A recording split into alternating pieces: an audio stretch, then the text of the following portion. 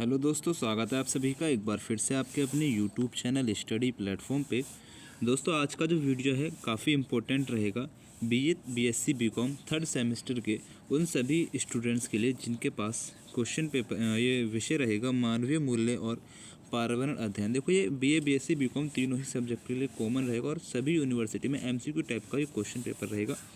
कल अब पर डॉक्टर भीमराव अंबेडकर यूनिवर्सिटी में एग्ज़ाम लगा है, ठीक है। इन सभी यूनिवर्सिटी में एग्ज़ाम आपके होने हैं, तो सभी के लिए मतलब कि उत्तर प्रदेश की जितनी भी यूनिवर्सिटी में है सभी के लिए इम्पोर्टेंट 100 क्वेश्चंस यहाँ पे रहेंगे। पिछले 4 वर्षों से बार बार परीक्षाओं में आने वाले इस क्लास में हमने ये आपके लिए क्वेश्चन सिलेक्ट किए हैं। क्लास को देखो अपने सभी दोस्तों के साथ शेयर कर देना है। कोई भी दिक्कत परेशानी लगे आपको कमेंट्स कर देना है, ठीक है। बाकी आपका जो क्वेश्चन पेपर हो जाएगा वो हमें इस नंबर पे सेंड करना है 7300975835, ठीक है। इस नंबर पे शेयर करना है, जिसका आंसर की मैं आपको आगे बता दूंगा। मतलब कि जब आप सेंड करेंगे उसके कुछ घंटों बाद ही मैं इसी चैनल पे अपलोड कर दूंगा उसको सॉल्व करके। तो आप लोग अपने आंसर भी चेक कर लीजिएगा और बता भी दीजिएगा कि आपने कितने में से कितने सही किए और हमारे वीडियो के माध्यम से आपने कितने क्वेश्चंस वहाँ पे अटैम्प्ट किए हैं, ठीक है। इस क्लास के बाद हो सकता है मैं 1-2 क्लास और अभी लेके आऊँ आज ही, यानी कि कल आपका पेपर है ना डॉक्टर BR अम्बेडकर यूनिवर्सिटी में, तो मैं 100 इंपॉर्टेंट क्वेश्चन की एक क्लास और ला सकता हूँ रात तक। तो चैनल को सब्सक्राइब करके ज़रूर रख लेना और सुबह आपको मिल जाएगी। सुबह नहीं, मैं रात में अपलोड कर दूंगा। अगर आप रात में जगें तो देख लेना, अदरवाइज़ आप सुबह में देख रहे हैं तो ज़रूर देख लेना, ठीक है। बाकी प्लेलिस्ट एक बार चेक कर लेना, इसी वीडियो के डिस्क्रिप्शन में प्लेलिस्ट है। इसी सब्जेक्ट से रिलेटेड सारी वीडियोज़ आपको देख के जाना है, इससे बाहर आपकी परीक्षा में एग्ज़ाम में नहीं पूछा जाएगा, ठीक है। चलो देखो, पहला क्वेश्चन आपसे पूछा गया है कि मानव मूल्य का प्राथमिक उद्देश्य क्या है। मानव मूल्य का प्राथमिक उद्देश्य क्या होता है? करेक्ट आंसर आपको लगाना है जीवन में खुशी और संतोष प्राप्त करना। खुशी और संतोष प्राप्त करना मानव मूल्य का प्राथमिक उद्देश्य होता है, ठीक है। प्राथमिक उद्देश्य क्या है? जीवन में खुशी और संतोष प्राप्त करना। इसका विवरण यहाँ पे हम देख लेंगे, अर्थात व्याख्या यहाँ पे हम देख लेंगे। मानव मूल्यों का मुख्य लक्ष्य व्यक्ति के जीवन में सामंजस्य, खुशी और संतोष यानी कि सुख लाना होता है। तो पहले का आपका बी करेक्ट आंसर है, ठीक है। क्वेश्चन संख्या 2 आपसे कह रहा है कि सत्य और अहिंसा जैसे सार्वभौमिक मूल्य किसने दिए हैं? तो ये आपके महात्मा गांधी ने दिए हैं। सत्य और अहिंसा आप सभी को पता है, आपने अपनी किताबों में महात्मा गांधी के नाम से इस क्वेश्चन को रटते रटते अपना ज़ुबान को इनके प्रति ही समर्पित कर दिया है। क्वेश्चन संख्या 3 आपसे क्या कह रहा है कि श्रद्धा अर्थात ट्रस्ट के मूल्य का सही अर्थ क्या है? ट्रस्ट के मूल्य का सही अर्थ यहाँ पे आपका हो जाएगा दूसरे व्यक्ति के इरादे और योग्यता पर विश्वास। दूसरे व्यक्ति के इरादे और योग्यता पर विश्वास को आप कहते हैं ट्रस्ट या फिर श्रद्धा, इस ठीक है। तो 3 का बी आपका करेक्ट आंसर है। क्वेश्चन संख्या 4 आपसे कह रहा है कि मानव मानव संबंध में सम्मान अर्थात रिस्पेक्ट का क्या अर्थ होता है? मानव मानव संबंध में सम्मान अर्थात रिस्पेक्ट का क्या अर्थ होता है? करेक्ट आंसर आपको लगाना है दूसरे व्यक्ति के जैसा वे है। दूसरे व्यक्ति को जैसा वे है वैसा ही स्वीकार करना आपका मानव मानव संबंध में सम्मान अर्थात रिस्पेक्ट का अर्थ होता है, ठीक है। दूसरे व्यक्ति को जैसा वो होता है उसको उसी रूप में स्वीकार कर लेना सम्मान या फिर रिस्पेक्ट कहलाता है। इसका यहाँ पे देखो व्याख्या है, विवरण आपको देख लेंगे कि सम्मान का अर्थ है दूसरे व्यक्ति की आवश्यकताओं, उसकी भावनाओं और उसकी क्षमताओं को स्वीकार करना, ठीक है। ये वाला PDF जो है देखो आपको ना टेलीग्राम पे मिल जाएगा, फ्री ऑफ कॉस्ट रहेगा, ठीक है। फ्री ऑफ कॉस्ट रहेगा। टेलीग्राम चैनल का लिंक आपका डिस्क्रिप्शन में दे रखा है। बाकी इसी क्वेश्चन पेपर का PDF का लिंक भी आपको इसी वीडियो के डिस्क्रिप्शन में दे रखा है। आप वहाँ पे क्लिक करके आराम से इस क्वेश्चन पेपर को डाउनलोड कर सकते हैं, ठीक है। और हमारा एक फेसबुक पेज भी है, इंस्टाग्राम पेज भी है, जिसका लिंक भी वीडियो के डिस्क्रिप्शन में। तो अभी वहाँ पे कोई ज़्यादा फॉलोवर नहीं है, लेकिन हम चाहते हैं कि आप ही वहाँ पे शुरुआत करें।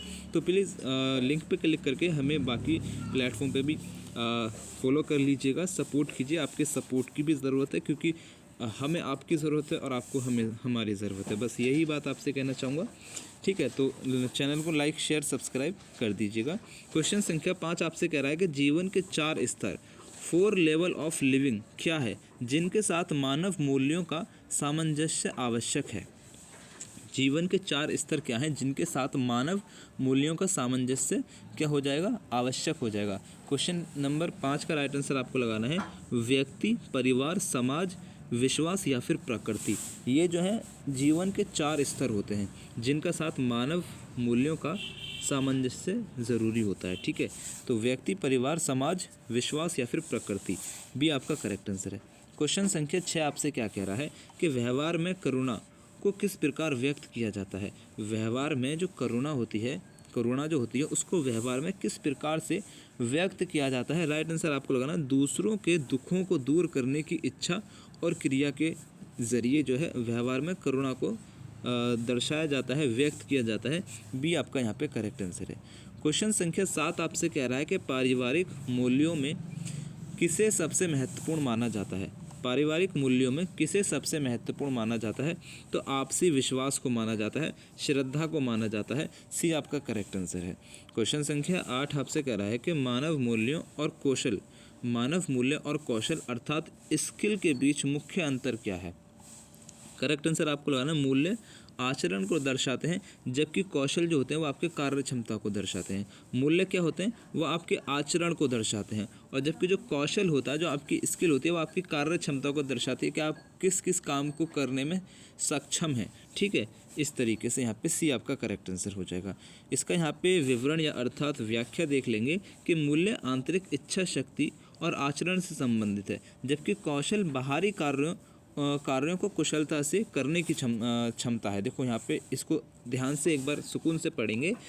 कह रहा है कि मूल्य जो होता है वो आंतरिक इच्छा शक्ति और आचरण से संबंधित है। मूल्य जो है आंतरिक इच्छा शक्ति और आचरण से संबंधित है, जबकि जो कौशल है वो बाहरी कार्यों को कुशलता से करने की क्षमता हो जाएगी।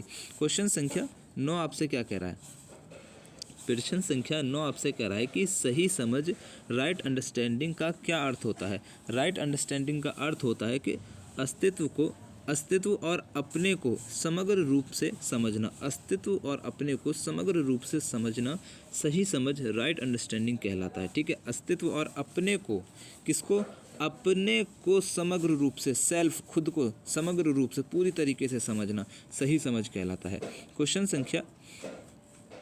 क्वेश्चन संख्या 10 आपसे कह रहा है कि आधारभूत मानवीय आकांक्षाएं यानी कि बेसिक ह्यूमन एस्पिरेशन क्या है। राइट आंसर आपको यहाँ पे इसका लगा देना है निरंतर खुशी और समृद्धि, यानी कि कंटिन्यूस हैप्पीनेस एंड प्रोस्पेरिटी जो हो जाएगी। आधारभूत मानवीय आकांक्षा है, बेसिक ह्यूमन एस्पिरेशन हो जाएगा। बी आपका करेक्ट आंसर है।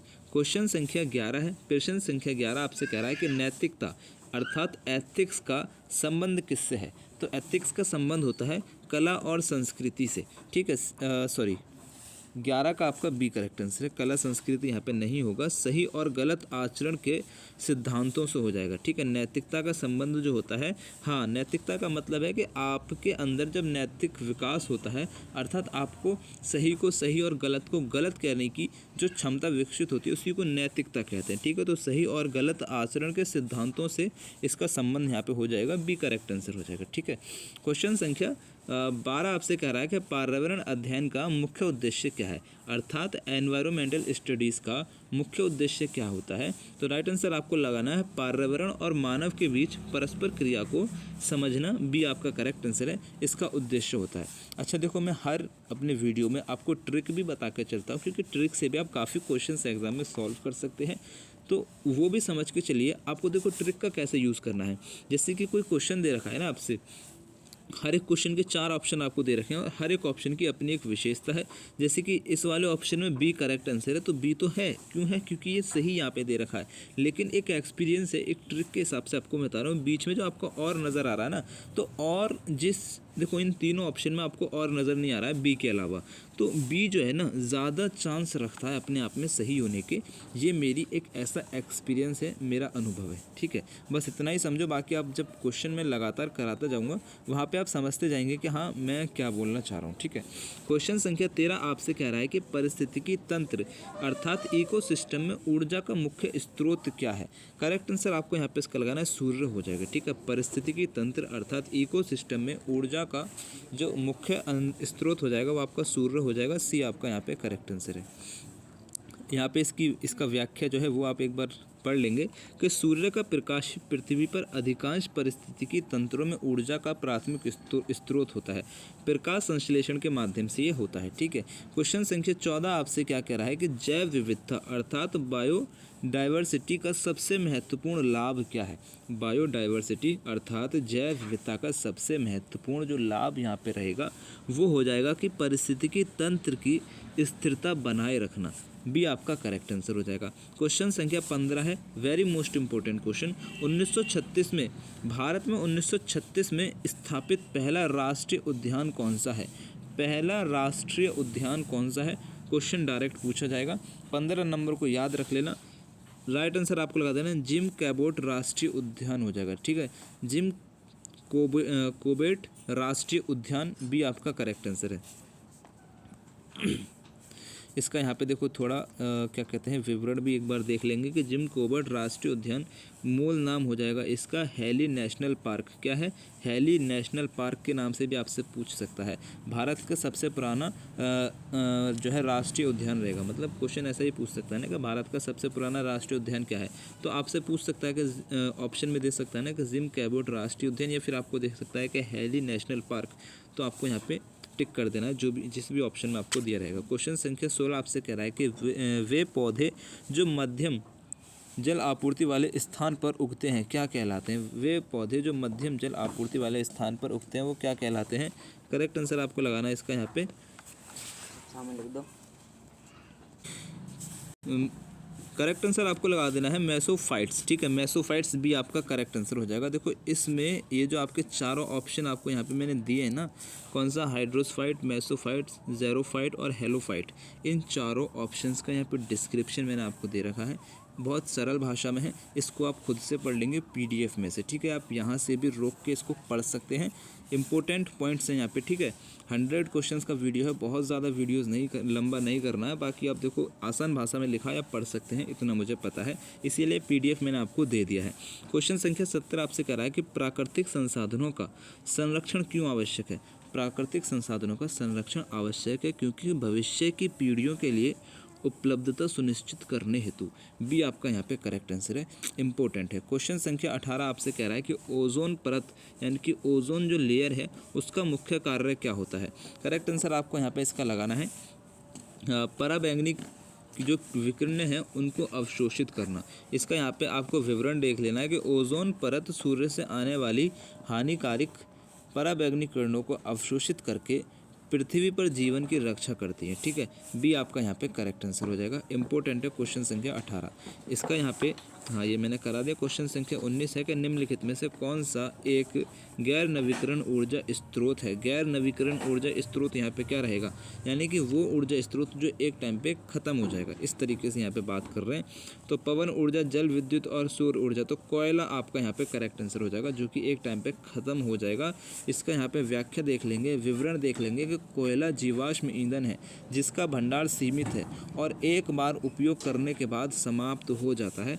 ठीक है, सी आपका करेक्ट आंसर है। क्वेश्चन संख्या 20 आपसे क्या कह रहा है कि वायु प्रदूषण का सबसे प्रमुख कारण क्या है। तो वायु प्रदूषण का सबसे प्रमुख कारण आपको हो जाएगा औद्योगिक उत्सर्जन और जीवाश्म ईंधन का दहन।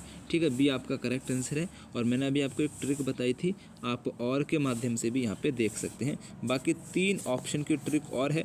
3 ऑप्शनों में भी जैसे कि 4 ऑप्शन आपके आते हैं, 4 ऑप्शन में से एक ऑप्शन की ट्रिक मैं यहाँ पे आपको बता रहा हूँ। बाकी जो 3 अभी ऑप्शन आपके रह गए हैं उसकी ट्रिक मैं अभी आपको इसी पेपर में लास्ट में बताऊंगा जब क्वेश्चन आएगा।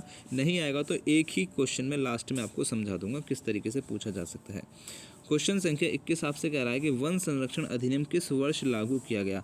वन संरक्षण अधिनियम जो है आपका 1980 में लागू किया गया है। इंपॉर्टेंट क्वेश्चन है, याद रखेंगे। क्वेश्चन संख्या 22 आपसे कह रहा है कि पर्यावरण शिक्षा इन्वायरमेंटल एजुकेशन का मुख्य उद्देश्य क्या है। इन्वायरमेंटल एजुकेशन का मुख्य उद्देश्य आपका हो जाएगा पर्यावरण के मुद्दों के प्रति जागरूकता और जिम्मेदारी बढ़ाना। और यहाँ पे आ गया है बी आपका करेक्ट आंसर हो जाएगा। मैं और के हिसाब से यहाँ पे आंसर टिक नहीं कर रहा हूँ, मैं क्वेश्चंस को उसके आंसर के हिसाब से ही टिक कर रहा हूँ। ठीक है, क्वेश्चन संख्या 23 आपसे कह रहा है जैव मंडल किससे मिलकर बना है। बहुत इंपॉर्टेंट क्वेश्चन है। जैव मंडल का मतलब होता है कि जहाँ पर जीवन है, जहाँ पर जीवन है उसी को बायोस्फीयर कहते हैं ना। अब जीवन कहाँ पर है बताओ? स्थल मंडल पे है, बिल्कुल है। जल मंडल पे है, बिल्कुल है। वायुमंडल में है। तो उस भाग से जहाँ जीवन मौजूद है वहाँ पे आपका बायोस्फीयर हो जाएगा। जैसे कि देखो, धरती पे है, पानी के अंदर भी है और आसमान में भी है। तो इन तीनों से मिलकर आपका बायोस्फीयर बनता है, जैव मंडल बनता है।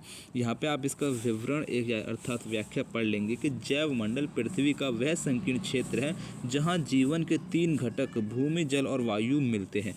ठीक है, तो यहाँ पे आपको करेक्ट आंसर लगा देना है, बी हो जाएगा। ठीक है, इंपॉर्टेंट है, बहुत इंपॉर्टेंट है। क्वेश्चन संख्या 24 आपसे कह रहा है कि भारत में प्रोजेक्ट टाइगर किस वर्ष शुरू किया गया था? भारत में जो प्रोजेक्ट टाइगर है वो किस वर्ष शुरू किया गया था? 1973 में शुरू किया गया था। ये इंपॉर्टेंट क्वेश्चन रहेगा। ठीक है, जब चलो ये यहाँ पे करेक्ट आंसर हो जाएगा। क्वेश्चन संख्या 25 आपसे कह रहा है कि मानव के लिए सबसे महत्वपूर्ण प्राकृतिक संसाधन क्या है? सबसे महत्वपूर्ण प्राकृतिक संसाधन आपका देखो वायु और जल हो जाएगा। सबसे महत्वपूर्ण पेट्रोलियम, सोना और चांदी, कोयला और प्राकृतिक गैस ज़रूरी है, लेकिन सबसे ज़्यादा वायु और जल। वायु के बिना आप सांस ले सकते हो नहीं, जल के बिना आप जीवित रह सकते हो नहीं। सबसे ज़्यादा इंपॉर्टेंट आपको हो जाएगा। सोने के बिना रह सकते हो, पेट्रोल के बिना रह सकते हो, कोयले के बिना रह सकते हो।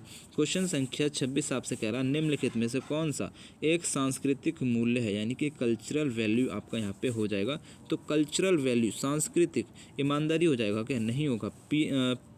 पानी पीना नहीं होगा, सांस लेना नहीं, त्योहार मनाना, सी आपका यहाँ पे करेक्ट आंसर हो जाएगा, जो संस्कृति से संबंधित होता है। ठीक है, क्वेश्चन संख्या 27 है कि जल चक्र में संघनन के बाद क्या होता है?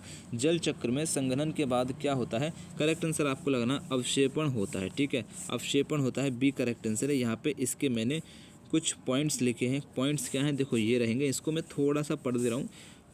वाष्पीकरण किसे कहते हैं? यहाँ पे कह रहा है ना वाष्पीकरण। तो सूर्य की गर्मी से पानी जल वाष्प में बदलकर वायुमंडल में जाता है, उसी को वाष्पीकरण कहते हैं। और एक बात याद रखना, यहाँ पे शायद आपको नहीं पता होगा कि सूर्य की गर्मी से पानी जल वाष्प बनकर तो बदलकर वायु में तो जाता है, लेकिन जब पानी सूर्य की गर्मी से सतह से आसमान में जाता है और वो उबलता नहीं है। क्या होता है? उबलता नहीं है, बिल्कुल समतल रहता है और गर्म होता रहता है और उबलता नहीं है। इसमें उबाल नहीं आता। जैसे चूल्हे पे पानी गर्म करते हैं उबाल आता है, जब वो भाप बन के जाता है वैसी प्रक्रिया नहीं होती, एकदम से समतल रहता है। उबलने जैसा कुछ भी आपको नहीं देखने को मिलेगा और भाप बन के ऊपर जाएगा, उसी को आप वाष्पीकरण कहते हैं। ठीक है, चलो संघनन क्या होता है? जल वाष्प ठंडी होकर छोटी पानी की बूंदों या बर्फ़ के क्रिस्टल में बदल जाती हैं और बादल बन जाती हैं। इसी को आपका क्या कहते हैं? संघनन कहते हैं।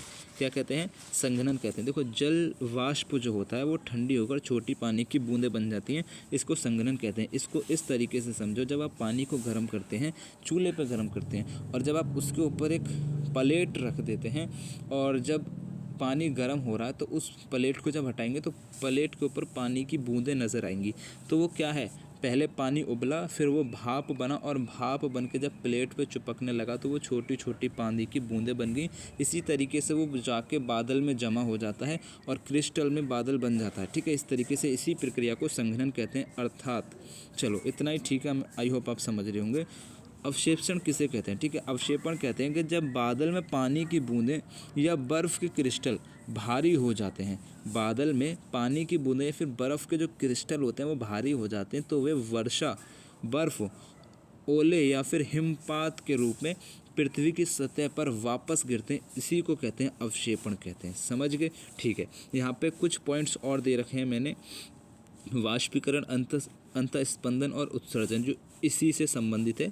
ठीक है, तो आप इसको एक बार खुद से भी पढ़ लेंगे। ठीक है, चलिए क्वेश्चन संख्या 28 आपसे कह रहा है कि जैव विविधता के हॉटस्पॉट क्या हैं? जैव विविधता के हॉटस्पॉट से संबंध यहाँ पे हो जाएगा कि वे स्थान जहाँ उच्च स्थानिक प्रजातियाँ और आवास का नुकसान अधिक होता है। बी करेक्ट आंसर है। क्वेश्चन संख्या 29 है कि प्राकृतिक आपदा सूखा का मुख्य कारण क्या है? तो सूखा का मुख्य कारण आपका हो जाएगा वर्षा की कमी और जल संसाधनों का अत्यधिक उपयोग। बी करेक्ट आंसर है। क्वेश्चन संख्या 30 आपसे क्या कह रहा है? क्वेश्चन संख्या 30 आपसे कह रहा है मानव प्राकृतिक संबंध में से अस्तित्व को एग्जिस्टेंस का क्या अर्थ है? तो करेक्ट आंसर आपको यहाँ पे इसका लगा देना है। यहाँ पे हो जाएगा हाँ, मनुष्य और प्राकृतिक दोनों का एक दूसरे के पूरक के रूप में रहना, बी करेक्ट आंसर है। क्वेश्चन संख्या 31 आपसे कह रहा है कि जलवायु परिवर्तन क्लाइमेट चेंज का सबसे महत्वपूर्ण प्रभाव क्या है। करेक्ट आंसर आपको यहाँ पे इसका लगा देना है, बी हो जाएगा। ठीक है, मौसम के पैटर्न में बड़े पैमाने पर बदलाव और चरम घटनाएं। क्वेश्चन संख्या 32 आपसे कह रहा है वायु गुणवत्ता index air quality index AQI का मुख्य उद्देश्य क्या होता है। राइट आंसर आपको यहाँ पे इसका लगाना है 32 का वायु प्रदूषण के स्तर को सरल तरीके से जनता तक पहुंचाना, बी आपका करेक्ट आंसर। क्वेश्चन संख्या 33 आपसे कह रहा है कि एक उपभोक्ता के रूप में पर्यावरण संरक्षण में आप क्या योगदान दे सकते हैं। राइट आंसर यहाँ पे आपको इसका लगाना है 3R। 3R का मतलब होता है रिड्यूस, रीयूज, रिसाइकिल के सिद्धांत का पालन करना, बी आपका करेक्ट आंसर है। विवरण देख लेंगे। 3R का मतलब होता है कि कम उपयोग करें, पुनः उपयोग करें, पुनर्चक्रण करें का पालन करने से अपशिष्ट पदार्थ कम होता है और संसाधनों का संरक्षण होता है।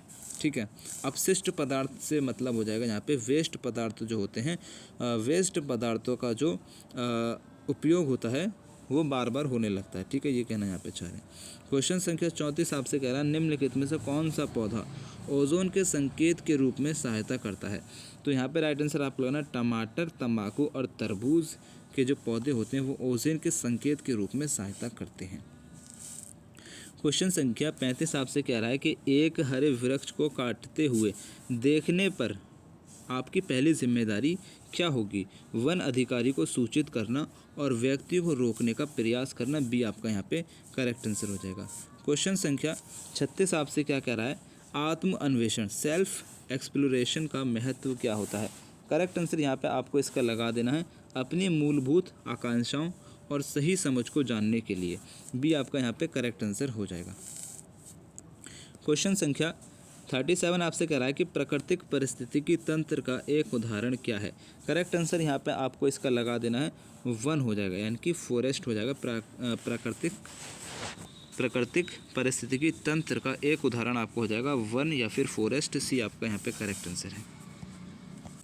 क्वेश्चन संख्या 38 आपसे कह रहा है कि खाद्य श्रृंखला फूड चेन में प्राथमिक उपभोक्ता प्राइमरी कंज्यूमर कौन होता है।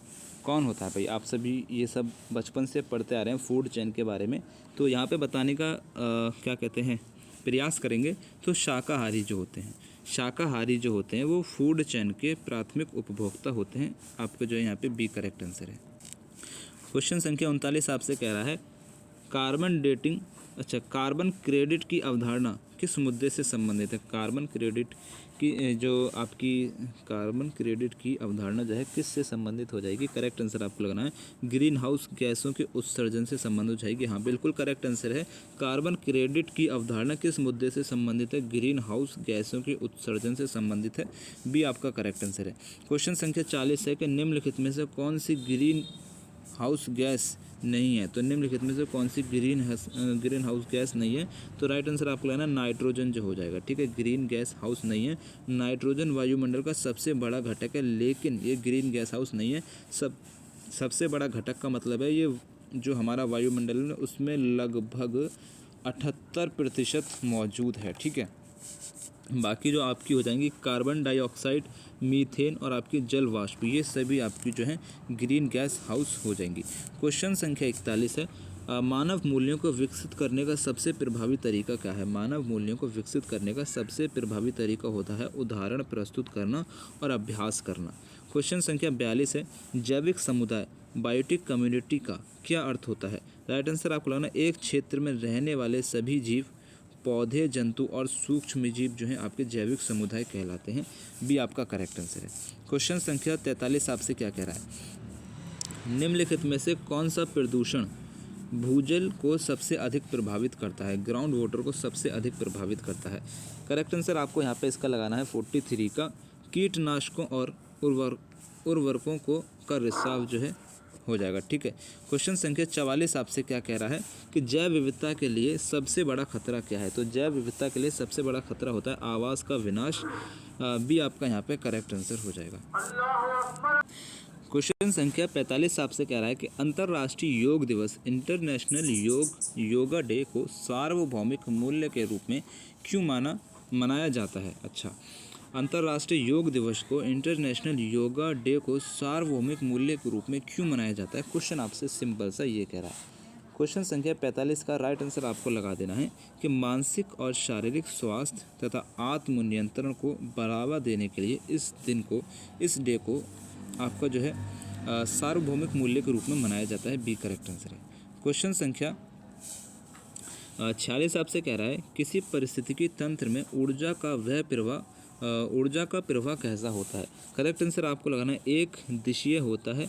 सी आपका यहाँ पे करेक्ट आंसर। क्वेश्चन संख्या 47 आपसे कह रहा है भारत में भूकंप का सबसे अधिक खतरा किन क्षेत्रों में है। करेक्ट आंसर आपको यहाँ पे इसका लगाना है हिमालय क्षेत्र और पूर्वोत्तर भारत में। सी आपका करेक्ट आंसर है। तो यहाँ पे जो है आपका विवरण भी आप एक बार इसको पढ़ लेंगे कि ये क्षेत्र भारतीय और यूरेशियन टेक्टोनिक प्लेटों की सीमाओं पर स्थित होने के कारण भूकंप के लिए अति संवेदनशील है। क्वेश्चन संख्या 48 आपसे कह रहा है मानवीय मूल्यों के संदर्भ में समृद्धि प्रोस्पेरिटी का क्या अर्थ होता है।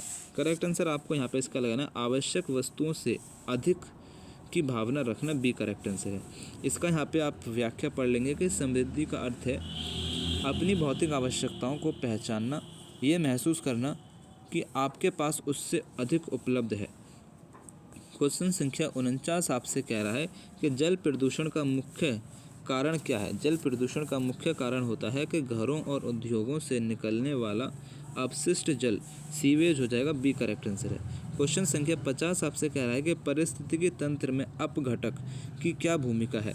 करेक्ट आंसर यहाँ पे आपको लगाना है कार्बनिक पदार्थों को अकार्बनिक पोषक तत्वों में तोड़ना। बी आपका करेक्ट आंसर है। क्वेश्चन संख्या 51 आपसे कह रहा है चिपको आंदोलन किससे संबंधित था। चिपको आंदोलन जो आपका हो जाएगा वो आपका पेड़ों की कटाई का विरोध से संबंधित हो जाएगा। बी करेक्ट आंसर है। क्वेश्चन संख्या 52 आपसे कह रहा है कि भूतापीय किस प्रकार के संसाधनों का उदाहरण है। भूतापीय जो है किस प्रकार के संसाधनों का जो है उदाहरण हो जाएगा। नवीकरणीय संसाधनों का उदाहरण यहाँ पे हो जाएगा। क्वेश्चन संख्या 53 आपसे कह रहा है कि किस प्रदूषक के कारण ब्लू बेबी सिंड्रोम होता है। तो ब्लू बेबी सिंड्रोम जो है नाइट्रेट के कारण होता है। सी करेक्ट आंसर है। क्वेश्चन संख्या 54 के मीठा जल का सबसे बड़ा भंडार कहाँ मौजूद है। मीठा जल का सबसे बड़ा जो आपका भंडार है वो ध्रुवीय बर्फ की टोपियों और हिमनद पर मौजूद है। क्वेश्चन संख्या 55 आपसे कह रहा है कि मानव मूल्यों के अनुसार व्यवहार कहाँ प्रदर्शित होता है। तो व्यवहार जो आपका प्रदर्शित होता है वो आपका स्वयं और शरीर के बीच बातचीत में होता है। बी करेक्ट आंसर है। क्वेश्चन संख्या 56 आपसे कह रहा है कि ध्वनि प्रदूषण नॉइज़ पोल्यूशन को किस इकाई में मापा जाता है। करेक्ट आंसर आपको लगाना है डेसिबल। डी आपका करेक्ट आंसर है। ठीक है, इंपॉर्टेंट है। ध्वनि प्रदूषण को किस इकाई में मापा जाता है। ध्वनि प्रदूषण को आपका डेसिबल में मापा जाता है। डी आपका यहाँ पे करेक्ट आंसर हो जाए। क्वेश्चन संख्या 56 आपसे कह रहा है यदि आप अपनी मूलभूत मानवीय आकांक्षा खुशी और समृद्धि को प्राप्त करना चाहते हैं तो प्राथमिक आवश्यकता क्या है। करेक्ट आंसर आपको यहाँ पे लगाना है सही समझ, राइट अंडरस्टैंडिंग हो जाएगा। ये इंपॉर्टेंट क्वेश्चन है। ठीक है, बहुत इंपॉर्टेंट क्वेश्चन है, पूछा जाएगा। क्वेश्चन संख्या 58 का जलीय पारिस्थितिकी तंत्र एक अजैविक घटक क्या है। जलीय पारिस्थितिकी तंत्र का एक अजैविक घटक क्या है। करेक्ट आंसर आपको लगाना है पानी का pH स्तर हो जाएगा। बी करेक्ट आंसर है। क्वेश्चन संख्या 59 है कि भारतीय संस्कृति में सर्वधर्म समभाव का मूल्य क्या दर्शाता है। करेक्ट आंसर आपको यहाँ पे इसका लगाना है सभी धर्मों का समान सम्मान। ठीक है, सी आपका करेक्ट आंसर हो जाएगा। भारतीय संस्कृति में सर्वधर्म समभाव का मूल्य जो है क्या दर्शाता है कि सभी धर्मों का समान सम्मान हो जाएगा। सी करेक्ट आंसर है। ठीक है, इंपॉर्टेंट क्वेश्चन है और ये भारत के हर एक नागरिक को जानना ज़रूरी है। ठीक है, मेरे हिसाब से। खैर ये वीडियो वहाँ तक पहुँचेगी तो नहीं, और ये इतना 59 नंबर पे आके कौन इसको देख रहा है और इतनी कोई ज्ञान की बात। चलो, क्वेश्चन संख्या 60 आपसे कह रहा है कि पुनर्चक्रण रिसाइकलिंग का सबसे बड़ा लाभ क्या है। रिसाइकलिंग का सबसे बड़ा लाभ क्या होता है। करेक्ट आंसर आपको लगाना है कि नए उत्पादों के लिए आवश्यक कच्चे माल के उपयोग में कमी। भी आपका करेक्ट आंसर है। क्वेश्चन संख्या 61 आपसे कह रहा है निम्नलिखित में से कौन सा एक स्वैच्छिक मानव मूल्य वॉलंटरी ह्यूमन वैल्यू है, तो राइट आंसर आपको लगाना है न्याय करना, अर्थात जस्टिस हो जाएगा, सी आपका करेक्ट आंसर है। यहाँ पे देखो इसका विवरण है कि न्याय, सम्मान और करुणा ऐसे मूल्य हैं जिन्हें मनुष्य जानबूझकर चुनता है और अभ्यास करता है। क्वेश्चन संख्या 62 है, यूरोनॉम्स और बीमस नामक बीएस स्टैंडर्ड का उद्देश्य क्या है? करेक्ट आंसर है वाहनों से होने वाले प्रदूषण को नियंत्रित करना, बी करेक्ट आंसर है।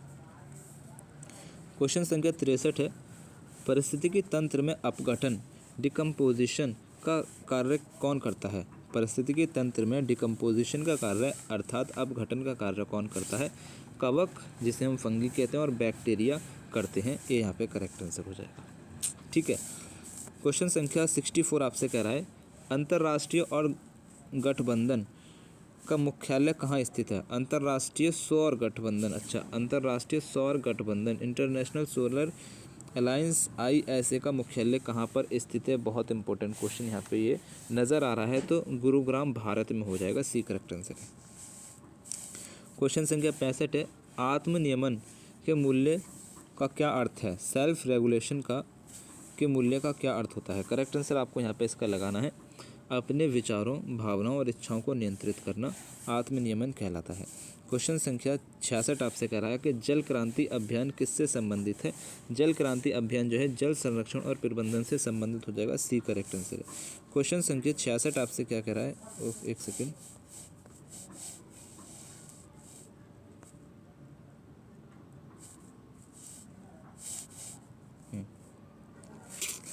क्वेश्चन संख्या 66 आपसे कह रहा है कि अम्ल वर्षा एसिड रेन मुख्य रूप से किन गैसों के उत्सर्जन के कारण होती है? करेक्ट आंसर आपको लगाना है सल्फर डाइऑक्साइड और नाइट्रोजन ऑक्साइड के कारण होती है। इंपॉर्टेंट क्वेश्चन है, याद रखेंगे। क्वेश्चन संख्या 68 आपसे कह रहा है कि व्यक्ति और समाज के स्तर पर मूल्यों का क्या परिणाम होता है? करेक्ट आंसर आपको यहाँ पे इसका लगा देना है समाज में निर्भयता, यानी कि फेयरनेस हो जाएगा, और सार्वभौमिक व्यवस्था यूनिवर्सल ऑर्डर हो जाएगा, बी आपका यहाँ पे करेक्ट आंसर है। क्वेश्चन संख्या 69 आपसे कह रहा है, निम्नलिखित में से कौन सा इन सीटू संरक्षण का उदाहरण हो जाएगा? तो करेक्ट आंसर यहाँ पे आपको इसका लगा देना है राष्ट्रीय उद्यान हो जाएगा, बी आपका करेक्ट आंसर है। क्वेश्चन संख्या 70 आपसे कह रहा है कि पारिस्थितिकी पिरामिड में हमेशा सीधा क्या होता है? पारिस्थितिकी पिरामिड में हमेशा सीधा क्या होता है? तो ऊर्जा पिरामिड होता है, एनर्जी पिरामिड होता है, ठीक है, सी करेक्ट आंसर है।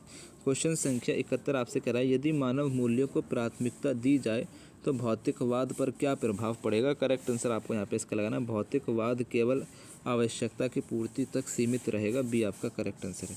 क्वेश्चन संख्या 72 आपसे कह रहा है, मिट्टी के कटाव को नियंत्रित करने का सबसे अच्छा तरीका क्या होता है? करेक्ट आंसर यहाँ पे आपको इसका लगा देना है वृक्षारोपण और बांधों का निर्माण करना। क्वेश्चन संख्या 73 है कि यूनेस्को द्वारा मानव और जैव मंडल कार्यक्रम कब शुरू किया गया था? करेक्ट आंसर आपको लगा देना 1971 में किया गया था। क्वेश्चन संख्या 74 है, मानव मूल्यों में शिक्षा का मुख्य उद्देश्य क्या है? जीवन के सभी 4 स्तरों पर सामंजस्य के लिए सही समझ प्रदान करना, भी आपका करेक्ट आंसर है। क्वेश्चन संख्या 75 आपसे कह रहा है, जंगलों का फेड़ा लंग्स ऑफ द प्लेनेट किसे कहा जाता है? जंगलों का फेफड़ा, अच्छा जंगलों का फेफड़ा लंग्स ऑफ द प्लेनेट किसे कहा जाता है? बहुत इंपॉर्टेंट क्वेश्चन है। अमेजन वर्षा वन को कहा जाता है, ठीक है, अमेजॉन रेन फॉरेस्ट को कहा जाता है, ये बहुत इंपॉर्टेंट क्वेश्चन है, ठीक है। क्वेश्चन संख्या 76 आपसे कह रहा है कि कल्याणकारी राज्य की अवधारणा में किस मूल्य का महत्व है? करेक्ट आंसर आपको लगाना है न्याय और समानता का, सी करेक्ट आंसर है। क्वेश्चन संख्या 77 आपसे कह रहा है, वातावरण एटमॉस्फेयर की सबसे निचली परत कौन सी है? बहुत इंपॉर्टेंट क्वेश्चन है, तो क्षोभ मंडल जो है सबसे निचली परत आपकी यहाँ पे हो जाएगी। क्वेश्चन संख्या 78 है कि ई कचरा, ई वेस्ट से स्वास्थ्य पर क्या प्रमुख प्रभाव पड़ता है? करेक्ट आंसर आपको लगाना है विषाक्त धातुओं के कारण तंत्रिका तंत्र को क्षति। क्वेश्चन संख्या 69 आपसे कह रहा है कि वैश्विक पर्यावरण समस्याओं का मूल कारण क्या है? राइट आंसर आपको लगाना मानव की मूल्यों की कमी और प्रकृति पर प्रभुत्व की धारणा, भी आपका करेक्ट आंसर है। क्वेश्चन संख्या 80 आपसे कह रहा है कि एक स्वस्थ परिवार में स्नेह का क्या महत्व होता है, अफेक्शन का क्या महत्व होता है। करेक्ट आंसर आपको लगाना दूसरे व्यक्ति की खुशी को अपनी खुशी का आधार मानना, भी आपका करेक्ट आंसर है। क्वेश्चन संख्या 81 आपसे कह रहा है भारत में पर्यावरण संरक्षण अधिनियम कब पारित किया गया था।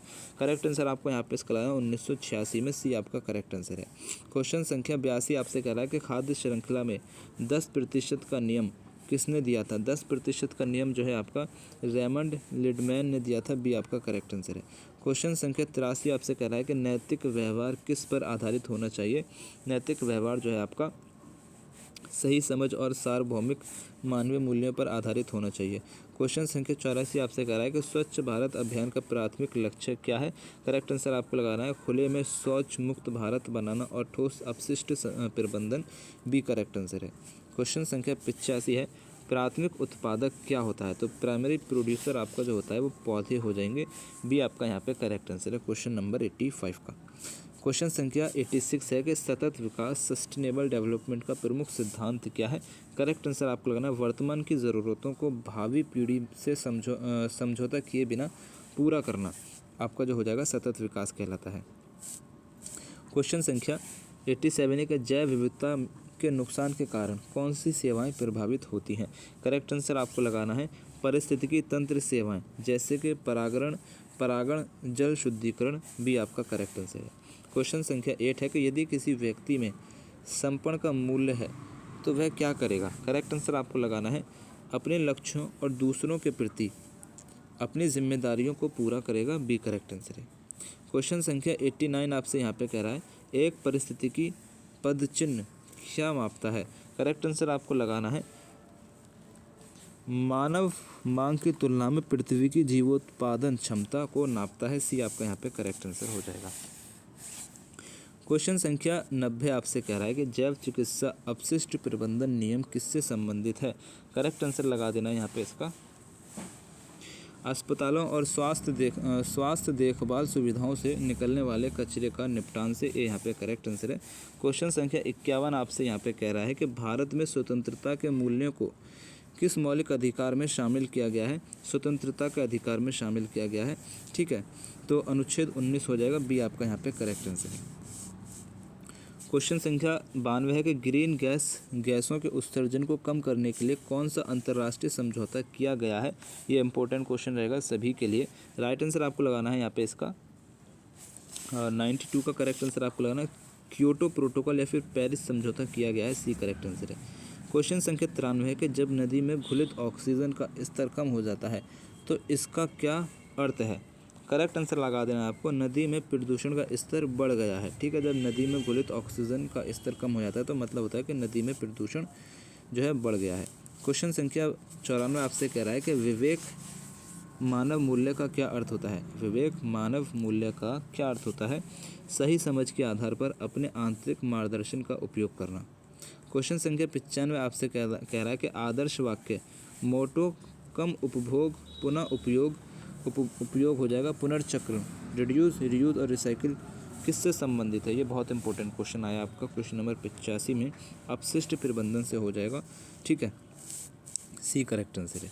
क्वेश्चन संख्या 96 है भूमिगत जल ग्राउंड वाटर के अत्यधिक उपयोग का क्या परिणाम हो सकता है। करेक्ट आंसर आपको लगाना है कि भूजल स्तर में कमी और भूमि का धंसना जो है इससे संबंधित हो जाएगा, बी करेक्ट आंसर है। क्वेश्चन संख्या 97 आपसे कह रहा है कि परिवार में कृतज्ञता का मूल्य क्यों महत्वपूर्ण है। परिवार में कृतज्ञता का मूल्य क्यों महत्वपूर्ण है। करेक्ट आंसर आपको लगाना है ये दूसरों के योगदान को स्वीकार करने और सम्मान देने में मदद करता है, बी आपका करेक्ट आंसर है। क्वेश्चन संख्या 98 आपसे क्या कह रहा है कि पारिस्थितिकी तंत्र की उत्पादकता को किस कारक में मापा जाता है। करेक्ट आंसर आपको लगाना है बायोमास उत्पादन की दर में मापा जाता है। क्वेश्चन संख्या 99 के मानवीय मूल्यों में स्वच्छता क्यों आवश्यक है। तो स्वच्छता आवश्यक है शारीरिक स्वास्थ्य और मानसिक शांति सुनिश्चित करने के लिए, बी करेक्ट आंसर हो जाएगा। क्वेश्चन संख्या 100 और लास्ट रहेगा कि भारत में अति संवेदनशील परिस्थितिकी क्षेत्रों के संरक्षण के लिए कौन सी समिति बनाई गई थी। करेक्ट आंसर आपको लगाना माधव गाडगिल समिति या फिर कस्तूरी रंगन समिति बनाई गई थी, भी आपका यहाँ पे करेक्ट आंसर रहेगा। यहाँ पे आपके टोटल 100 क्वेश्चंस करा दिए गए हैं। वीडियो पसंद आए वीडियो को सबसे पहले लाइक करना है, ठीक है। लाइक से क्या होता है, हमें बस मोटिवेशन मिलता है। हमारी वीडियोस आपने पसंद की है तो हमें बस ये लगता है कि हम कुछ अच्छा काम कर रहे हैं, तो लोग पसंद कर रहे हैं, बस ये है। पसंद नहीं आए तो डिसलाइक भी कर सकते हैं, जिससे हम और भी मेहनत करने का सोचेंगे। अगर वीडियो पसंद आया है तो कसम से आपको, मतलब कसम कुछ नहीं, मतलब आपको जो है ना शेयर कर देना, क्योंकि सपोर्ट की ज़रूरत है। और सपोर्ट आप कैसे करेंगे, वीडियो को शेयर करके और वीडियो को लाइक करके। और क्या करेंगे, अगर चैनल इंटरेस्टिंग लग रहा है, आपको लगता है कि आप 6 सेमेस्टर में भी यहीं से आपको पढ़ना है, या फिर 5th सेमेस्टर के जो बाकी सब्जेक्ट आपके बचे हैं उनके लिए भी आपको यहीं से पढ़ना है, तो चैनल को सब्सक्राइब करके बेल आइकन को ऑन कर लेना है, ताकि जो भी वीडियो मैं अपलोड करूं उसका नोटिफिकेशन आपको मिल जाए। बाकी आपको टेलीग्राम या व्हाट्सएप चैनल पे भी ज्वाइन हो जाना है, जहां पे मैं वीडियो अपलोड करने से पहले जो है शेयर कर देता हूं, जिससे आपको वहां भी नोटिफिकेशन मिल जाएगा, आप क्लास मिस नहीं करेंगे, ठीक है। बाकी देखो क्या कहते हैं, PDF डाउनलोड करने के लिए आपको टेलीग्राम को ज्वाइन कर लेना है। टेलीग्राम पे सारा PDF जो है ना, जो भी मेरे चैनल पे वीडियोस अपलोड है, सारा PDF आपको वहीं मिलेगा, फ्री ऑफ कॉस्ट रहेगा, कुछ पैसा आपको वहाँ पे देना नहीं है, ठीक है। बाकी मेरा नंबर रहेगा 7300975835, ठीक है। ये नंबर रहेगा व्हाट्सअप का, इस पे आप मुझे अपना क्वेश्चन पेपर सेंड कर देंगे। आप किसी भी यूनिवर्सिटी से हो सकते हैं, आपके आंसर की इसी चैनल पे मैं अपलोड कर दूंगा, ठीक। और आपको ये भी बताऊंगा कि आपकी यूनिवर्सिटी में जिस भी यूनिवर्सिटी से आप रहेंगे, आपको कितने क्वेश्चंस आपकी यूनिवर्सिटी में सही करने हैं पास के लिए। 100 क्वेश्चन का क्वेश्चन पेपर आपका रहेगा, तो 100 में से आपको कितने क्वेश्चन सही करना है जिससे आपकी बैक ना लगे, ये भी सारा मैं आपकी यूनिवर्सिटी के अकॉर्डिंग बताऊंगा, ठीक है। तो मेरी तरफ से आप सभी के एग्ज़ाम के लिए best of luck. Thanks for watching, thanks for support, अल्लाह हाफिज़।